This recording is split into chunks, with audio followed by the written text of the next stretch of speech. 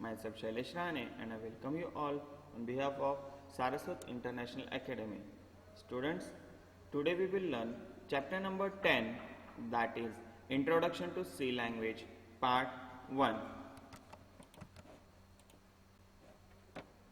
In chapter 9, we have learned what is flowchart and algorithm. We also learn how to develop an algorithm. The fact is that flowchart and algorithm form basic solution to any problem. We then convert his flowchart or algorithm into program. For writing program, many languages are there. C language is one of them. In this chapter, we will be introducing you to C language. Student, 9 chapter में हम लोग ने जो flow chart और algorithm study किया था उसमें हम लोग ने ये देखा कि स्टेप बाय स्टेप कोई भी अल्गोरिथम या कोई भी प्रॉब्लम हो तो उस पर स्टेप बाय स्टेप सॉल्यूशन कैसे लाते हैं. तो उसमें हम लोग ने काफ़ी सारे एग्जांपल देखे थे, जिसमें से सपोज वन एग्जांपल अगर कंसीडर किया जाए तो suppose if your friends want to go to the school, तो हम लोग ने उसको स्टेप बाय स्टेप सॉल्यूशन बताया था कि आपको पहले राइट लेना है, फिर स्ट्रेट जाना है, फिर लेफ्ट लेना है, राइट. तो ये स्टेप बाय स्टेप उसका सॉल्यूशन है. उसी तरीके से अगर हम लोग बात करेंगे सी लैंग्वेज प्रोग्रामिंग की, तो उसके अंदर ये प्रोग्राम किस तरीके से डेवलप किए गए हैं अल्गोरिथम और फ्लोचार्ट का यूज़ करके, इसको हम लोग देखेंगे. तो नीड ऑफ प्रोग्रामिंग लैंग्वेज की ज़रूरत क्यों पड़ी. तो the first question we might ask is what is the need of programming language. Programming language की ज़रूरत क्यों है हमें. तो why not write program in the language that we already know how to write and read in English और गुजराती. यहाँ पे question किया गया है कि क्यों हम लोग ये जो प्रोग्राम है ये इंग्लिश में या गुजराती में नहीं लिख सकते, क्यों इंग्लिश में ही क्यों लिखना पड़ता है, वाई नॉट इन गुजराती, और ये प्रोग्रामिंग लैंग्वेज में ही क्यों लिखना पड़ता है. तो ये क्वेश्चन अराइज हुआ है.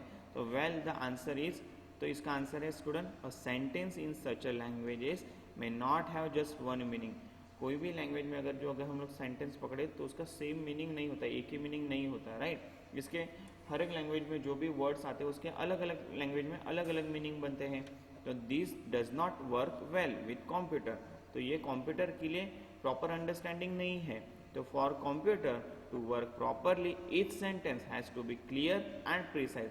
तो कंप्यूटर के लिए प्रॉपर वर्क करने के लिए उसको जो सेंटेंस मिले वो प्रॉपर होना चाहिए और वो प्रिसाइज होना चाहिए, यानी उसका यूनिक मीनिंग होना चाहिए, राइट. तो इसीलिए student programming language when use allow us to write an instruction that has only one meaning. तो प्रोग्रामिंग लैंग्वेज ही एक ऐसी लैंग्वेज है जो हमें अलाउ करती है इंस्ट्रक्शन लिखने के लिए जिससे हम लोग पर्टिकुलर सिंगल उसका मीनिंग निकलेगा. It consist of set of pre defined rules. These rules form syntax of that language.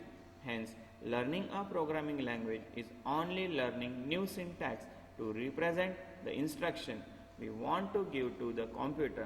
It is like learning new grammar when we learn new language. Programming language सीखना यानी जैसे कि आप English में कोई नया ग्रामर सीखते हो, नई लैंग्वेज सीखते हो, उसी तरीके से प्रोग्रामिंग लैंग्वेज एक नया कंसेप्ट है जिसमें आप स्टार्टिंग में थोड़ा नया लगेगा, बाद में जैसे आप उससे फैमिलियर होते हो तो आपको प्रोग्रामिंग लैंग्वेज में भी काफ़ी इंटरेस्ट आता है. तो आगे बात करते हैं हम लोग नीड ऑफ ट्रांसलेटर. ट्रांसलेटर की ज़रूरत क्यों है. तो computers however do not understand the language that we speak, neither does not it understand the programming language. अब कंप्यूटर जो है स्टूडेंट वो हम लोग जो बोलते हैं वो लैंग्वेज कंप्यूटर को समझ में नहीं आती. तो कंप्यूटर को कौन सी लैंग्वेज समझती है. तो इट ओनली अंडरस्टैंड 0 एंड 1. इसको हम लोग बोलते हैं binary language. The problem discuss here is similar to the problem that we face at time in our lives. So consider that there are two person. अगर हम लोग एक एज्यूम करके चलते कि वहाँ पे सपोज दो पर्सन है, person X and person Y, who don't know each other language. जैसे कि एक पर्सन एक्स है वो गुजराती है, पर्सन वाई है वो तमिल है सपोज. तो person X knows Gujarati while person Y knows Hindi. चलो यही एग्जाम्पल कंटिन्यू कर दें. एक्स को गुजराती पता है, वाई को हिंदी पता है. तो how would this two person communicate. तो ये दोनों पर्सन आपस में बात कैसे करेंगे. तो the option is third person Z who knows both language. तो इसमें एक ऑप्शन ऐसा रहेगा कि जो थर्ड पर्सन है जेड उसको ये दोनों लैंग्वेज पता है, हिंदी भी और गुजराती भी. सो now when person X wants to communicate a message to person Y,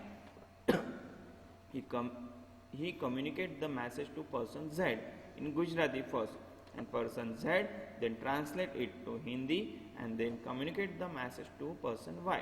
अगर पर्सन X को कोई मैसेज देना है पर्सन Y को, तो पर्सन X पहले गुजराती में बात करेगा और वो मैसेज पास करेगा पर्सन Z को, और पर्सन Z उस गुजराती को कन्वर्ट करेगा हिंदी में और वो मैसेज Y तक पहुंचाएगा. तो same process is repeated in reverse order when person Y wants to communicate with person X. और यही सेम चीज़ जब भी पर्सन Y को कुछ मैसेज देना होगा पर्सन X को, तो पर्सन Z उसको हिंदी से कन्वर्ट करेगा गुजराती में. तो यह person Z is known as a translator. तो यहाँ पे पर्सन Z कौन रहेगा? आपका ट्रांसलेटर रहेगा. And the process of converting one language to another is known as translation. तो ट्रांसलेशन का डेफिनेशन क्या है student? The process of converting one language into another language is known as translation. So the problem of computer not understanding our language. और problem क्या है? तो computer को हमारी लैंग्वेज नहीं पता चलती है, राइट? तो is solve by using software program called translator. और इसको सॉल्व कैसे किया गया है? तो सॉफ्टवेयर प्रोग्राम से, जिसको हम लोग बोलते हैं ट्रांसलेटर. तो कंप्यूटर क्या करता है? हम लोग जो लैंग्वेज में लिखते हैं वो है हमारी हाई लेवल लैंग्वेज. ट्रांसलेटर उसको ट्रांसलेट करता है लो लेवल लैंग्वेज, जो है हमारी मशीन लेवल लैंग्वेज या बाइनरी लैंग्वेज, राइट? तो this translator is known as compiler. और वही ट्रांसलेटर को हम लोग को दूसरे वर्ड क्या है? कंपाइलर. तो the process of translation has been discussed at the end of this chapter. So let's start. Program and characteristics of program. A program can be defined as a finite set of precise and clear instruction given to a computer for programming a predefined task. Program को define कैसे किया गया है? तो program is it means it's a set of precise and clear instruction. Precise and clear instruction means it's not repeat and the message should be perfect. That is called program. The process of writing the steps by step instruction using a chosen language is known as programming. What is the meaning of programming, student? जो ऐसी process जिसमें step by step instruction मिलते जाए और right किया जाए, उसको हम लोग बोलते हैं प्रोग्रामिंग. तो a good programme should process following characteristic. तो गुड प्रोग्राम के लिए हम लोग कुछ फॉलोइंग कैरेक्टरिस्टिक फॉलो करते हैं. जैसे कि फर्स्ट कैरेक्टरिस्टिक है, और program must end after finite number of steps. कोई भी प्रोग्राम है तो उसको एंड कब किया जाता है? तो एक फाइनाइट नंबर ऑफ स्टेप्स के बाद उसको एंड किया जाता है. The instruction of program must be precisely defined. That is it should not have multiple meaning. और जो भी प्रोग्राम है स्टूडेंट, उसके इंस्ट्रक्शन जो भी रहेंगे वो प्रिसाइजली डिफाइन होंगे. ऐसे नहीं कि उसके मल्टीपल मीनिंग जनरेट हो, राइट? ये सेकेंड गुड कैरेक्टरिस्टिक है. Third characteristic, all the instruction must be effective. That is they should be carried out exactly. और जो भी हम लोग इंस्ट्रक्शन देंगे वो इफेक्टिव होने चाहिए, जो आगे जाके उसको यूज करते रहे कंटिन्यूसली प्रोग्रामिंग में, राइट? देन फोर्थ कैरेक्टरिस्टिक, अ प्रोग्राम में टेक 0 और मोर इनपुट. जो प्रोग्राम है उसको इनपुट एक भी हो सकता है या एक से ज़्यादा भी वो इनपुट कंसिडर कर सकता है. तो प्रोग्राम में प्रोड्यूस वन और मोर आउटपुट. और प्रोग्राम एक या एक से ज़्यादा आउटपुट भी प्रोड्यूस कर सकता है. तो as can be seen, these characteristics are similar to characteristics of an algorithm. Example 10.1 gives a sample C program. Figure 10.1 shows the code listing and output of example 10.1. Okay student, तो यहाँ पे एक programme समझाया गया है, my first C program. ये same programme हम लोग भी देखेंगे, पर सबसे पहले इसको देखेंगे यहाँ पे कि this program is use for printing message welcome to the world of C programming. तो ये जो प्रोग्राम है, इसको इन्होंने जो एप्लीकेशन यूज़ किया है, जो सॉफ्टवेयर यूज़ किया है वो है साइट.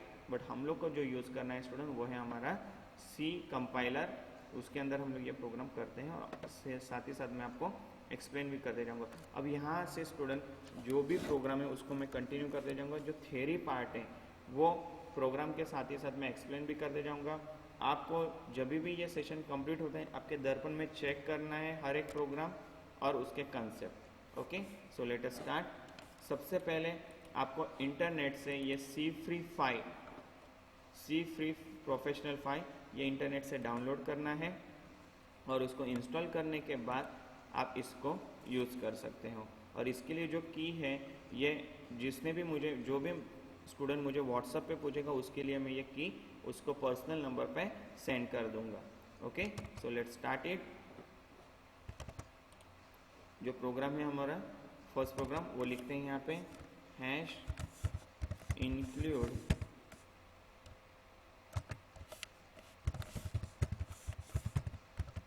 studio.h। स्टूडेंट studio.h ये जो पूरी जो लाइन है इसको हम लोग बोलते हैं हेडर फाइल। क्या बोलते हैं? Header file. इसमें जो std है इसका मतलब होता है स्टैंडर्ड, io यानी इनपुट आउटपुट, io यानी इनपुट और आउटपुट, और .h यानी आपकी हेडर फाइल।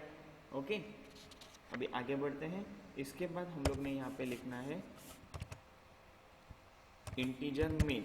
अब ये जो मेन है ये आपकी मेन मेथड है जहाँ से हमें कंपाइलर को ये पता चलता है कि प्रोग्राम यहाँ से हमें एग्जीक्यूट करना है, इसलिए मेन मेथड कंपलसरी लिखना होता है कोई भी प्रोग्राम होगा तो। उसके बाद जो नेक्स्ट लाइन है उसमें लिखा है welcome to the world of C programming using site. हम लोग लिखेंगे सी प्रिंट, तो प्रिंट एफ मैसेज दिखना है यहाँ पे welcome to the world of C programming using C compiler। Okay student, यहाँ पे /n सेमीकोलन और यहाँ पे रिटर्न 0। ये आपका बेसिक प्रोग्राम है। अब इसको सबसे पहले हम लोग सेव करेंगे बाय नेम। यहाँ पे मैं फोल्डर बनाता हूँ,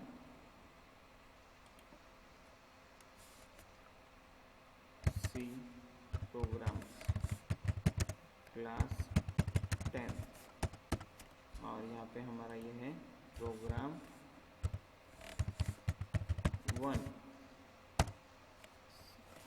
1.cpp लिखना है इसको, प्रोग्राम 1.cpp। ओके स्टूडेंट, इसको रन करने के लिए शॉर्टकट की है F5, तो F5 से प्रेस करते हैं, प्रोग्राम एग्जीक्यूट हो रहा है।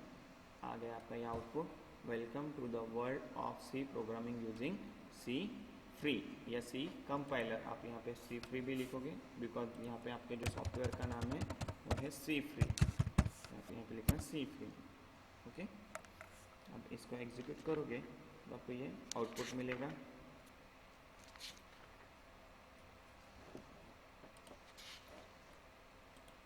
फिर से आपको इसको एग्जीक्यूट करना है। ओके स्टूडेंट, चलो अभी बात करते हैं नेक्स्ट प्रोग्राम की। Write a program to calculate circumference of a circle. अब सर्कमफरेंस ऑफ सर्कल के लिए फॉर्मूला है जो आपका वो है 2πr, राइट। तो यहाँ पे स्टूडेंट क्या किया उन्होंने, तो same process hash include studio.h, और यहाँ पे उन्होंने पाई की वैल्यू डिफाइन की। वाई? बिकॉज पाई की जो वैल्यू है वो कांस्टेंट वैल्यू, वो फिक्स है, वो चेंज नहीं होती, इसलिए इसको परमानेंटली वहाँ पे डिफाइन किया कि पाई की वैल्यू है 3.14। और उसके बाद यहाँ पे फ्लोट नाम का एक डेटा टाइप यूज़ किया है। अब डेटा टाइप क्यों यूज़ किया है उन लोग ने, तो यहाँ पे हम लोग जो वैल्यू लिखेंगे वो डेसिमल वैल्यू हो सकती है या तो नॉर्मल वैल्यू भी हो सकती है, राइट। तो डेसिमल वैल्यू होगी तो फ्लोट डेटा टाइप यूज़ करना कंपलसरी है। तो यहाँ पे दो वेरिएबल डिक्लेयर किया है, एक है रेडियस, दूसरा है सर्कमफरेंस। और प्रिंट एफ हमें लोग जब भी आपको आउटपुट मैसेज देना है तो उस वक्त हम लोग प्रिंट एफ का यूज़ करते हैं। तो enter the value of radius, ये प्रिंट एफ से मैसेज जाएगा। Scan F, student print F और स्कैन एफ में डिफरेंस क्या है, तो दोनों सी प्रोग्रामिंग के लाइब्रेरी फंक्शन है। प्रिंट एफ से आउटपुट जनरेट होता है, स्कैन एफ से आउटपुट इनपुट स्टोर होता है। यानी जैसे यूज़र को बताया गया कि enter the value of radius, तो जब भी वो यूज़र रेडियस की वैल्यू डालेगा वो स्कैनएप के अंदर स्टोर हो जाएगी। और सर्कमफरेंस का फॉर्मूला है 2, पाई की वैल्यू 3.14, तो 2 इंटू 3.14 इंटू रेडियस जो भी यूज़र डालेगा उसकी वैल्यू यहाँ पे कंसिडर होगी। और print F circumference of circle with radius %f is %f, यानी पहले रेडियस आएगा और उसका जो आंसर आएगा वो रहेगा आपका सर्कमफरेंस। तो ये प्रोग्राम हम लोग कंटिन्यू करते हैं अभी। Let's start, Ctrl N, hash include studio.h hash define by 3.14 int main, right. और यहाँ पे डिक्लेयर करेंगे हम लोग फ्लोट रेडियस कॉमा सरकमफरेंस, मैं यहाँ पे सिर्फ cm लिखता हूँ, ओके। उसके बाद student print at double quote में मैसेज देंगे enter the radius of circle, ऐसा हम लोग यूज़र को बोलेंगे। और स्कैनएफ से स्टूडेंट इसको हम लोग को स्टोर करना है, तो स्टोर करने की एक टेक्निक समझ लेना। जब भी आप वैल्यू स्टोर करते हो तब यहाँ पे फ्लोट लिखा है तो आप इसको लिखोगे %f। अगर यहाँ पे लिखा होगा इंट तो आप लिखोगे %d, d यानी डिजिट, f यानी फ्लोट की वैल्यू है डेसिमल, इसलिए फ्लोट। कॉमा करके इसको रेडियस को सेव करना है, तो सेम एंड % यूज़ करके आपने वेरिएबल क्या डिक्लेयर किया, तो रेडियस, तो यहाँ पे आप लिखोगे रेडियस, ओके स्टूडेंट। तो यहाँ पे अभी रेडियस के अंदर वो वैल्यू स्टोर हो गई। अब यहाँ पे हम लोग फॉर्मूला यूज़ करेंगे, cm इक्वल टू क्या है फॉर्मूला, 2 × पाई × रेडियस, ओके। तो यहाँ cm के अंदर वो वैल्यू स्टोर हो गई। अब इसको डिस्प्ले करेंगे हम लोग, तो प्रिंट एट डबल कोट में द circumference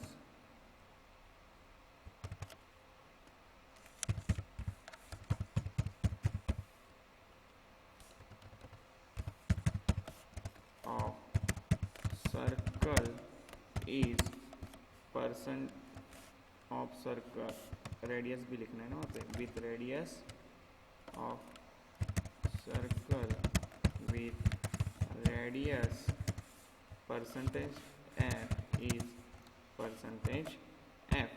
अब यहाँ पे स्टूडेंट पहला %f है वो है आपका रेडियस, तो यहाँ पे हम लोग लिखते हैं रेडियस। दूसरा जो %f है वो है आपका cm यानी सरकमफरेंस, ओके। ये आपका आउटपुट भी जनरेट हो गया। और यहाँ पे एंड लिखते हैं, तो कंपलसरी यहाँ पे एंड करने के लिए हम लोग लिखेंगे रिटर्न 0। कंट्रोल, इसको एग्जीक्यूट करते हैं।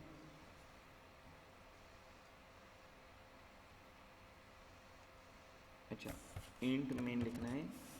यहाँ पे स्टूडेंट एरर आपको पढ़ना है, इसको समझना है, फिर इसको करेक्ट करना है। तो यहाँ पे इंट लिखा मैंने वापस, ओके। रन करते हैं इसको, तो enter the radius of circle में लिखता हूँ 5.0। तो the circumference of circle with radius 5.0 is 13.1.4। तो ये आपका आंसर आया स्टूडेंट, समझ में आया सबको। चलो नेक्स्ट प्रोग्राम की बात करते हैं। अभी ये प्रोग्राम को एक्सप्लेनेशन किया गया है, it's okay. Structure of C program. अब जब भी हम लोग सी प्रोग्राम लिखते हैं तो उसका स्ट्रक्चर किस तरीके से होता है इसके बारे में डिटेल में जानेंगे। सबसे पहले, as seen from the previous example of C program is a set of blocks called function. और function is made up of one और more statement use for performing a predefined task. A complete C program structure is given in figure 10.4. So let us discuss this section in detail. Documentation, symbolic constant definition, file include section, global variable declaration, यानी जो भी हम लोग define करते हैं या declare करते हैं वो सारा आपका ऑप्शनल सेक्शन है स्टूडेंट। फिर जो मेन प्रोग्राम के अंदर जैसे कि हैश इंक्लूड है या डिफाइन पाई की वैल्यू, ये सारा आपका ऑप्शनल सेक्शन हो गया। उसके बाद मेन मेथड के अंदर हम लोग जो भी डिक्लेयर करेंगे या स्टेटमेंट एग्जीक्यूट करेंगे उसको हम लोग बोलते हैं compulsory section for all executable C programme.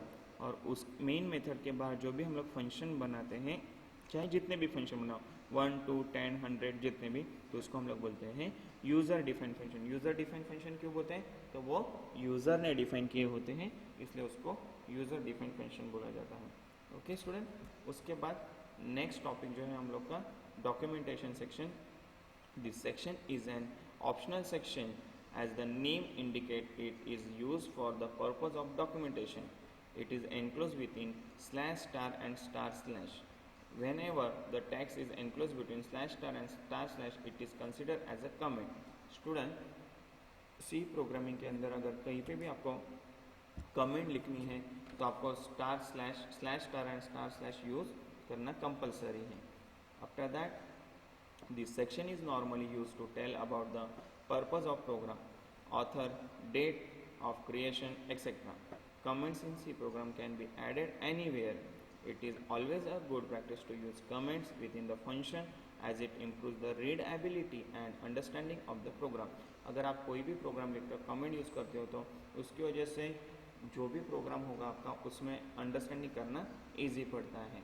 ऐसा कंपलसरी नहीं कि कमेंट लिखना ही है, बट कई जगह पे अगर आपको फार्मूला नहीं समझ में आ रहा है या फार्मूला किस बारे में लिखा गया तो उसके लिए आप वहाँ पे कमेंट लिख सकते हैं. Now our next topic is symbolic constant definition.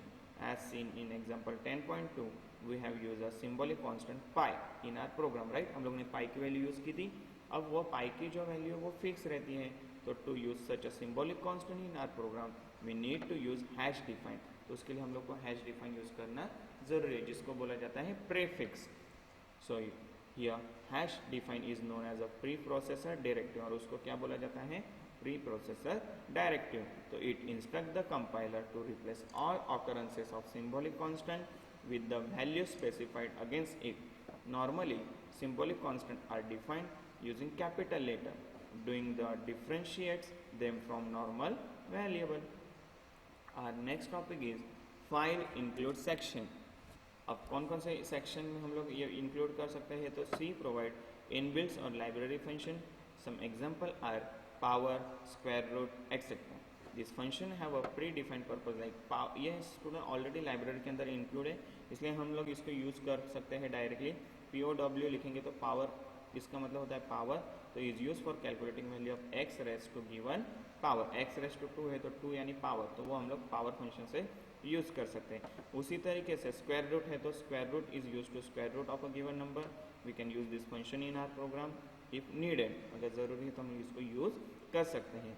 तो use them we have to include files that hold information about this function. These files are known as a header file, जिसके लिए हम लोग वहाँ पे लिखते हैं ना ऊपर स्टार्टिंग में हैश इंक्लूड studio.h. तो हेडर फाइल के थ्रू ये सारे फंक्शन जो है पावर, स्क्वायर रूट, ये हम लोग एक्सेस कर सकते हैं. तो the extension of header file is .h. कोई भी एक्सटेंशन रहेगी फाइल के ऊपर प्रोटोटाइप में हेडर फाइल, तो उसके आगे .h लगाया जाएगा. तो we use syntax hash include file name .h, जैसे studio.h है, conio.h है, तो ये .h यानी आपकी header file. To include header file in our program, appendix 6 gives the first header files available in C and their uses. So global variable declaration section. C program are governed by scope. A scope of C variable is decided by using opening and closing curly braces. जब भी हम लोग कोई भी C programme लिखते हैं तो उसमें प्रोग्राम को एंड और ओपन कैसे किया जाता है, तो कर्ली ब्रैकेट के थ्रू. The variable defined within curly bracket are known as local variable. तो कर्ली ब्रैकेट के अंदर जो वेरिएबल यूज किए गए उसको लोकल वेरिएबल बोला जाता है. For example the variable radius and circumferences, जो हम लोग अभी प्रोग्राम देखा था स्टूडेंट सरकमफरेंस फाइंड आउट करने का, तो ये दोनों वेरिएबल हम लोग ने ब्रैकेट के अंदर यूज किए थे, राइट. यूज इन एग्जाम्पल 10.2, इसको हम लोग बोलेंगे लोकल वेरिएबल बिकॉज ये मेन फंक्शन के अंदर थे. But this variable can not be use outside the scope. अगर ये वेरिएबल को हम लोग मेन फंक्शन के बाहर यूज डिक्लेयर नहीं कर सकते, ना ही उसको यूज कर सकते हैं.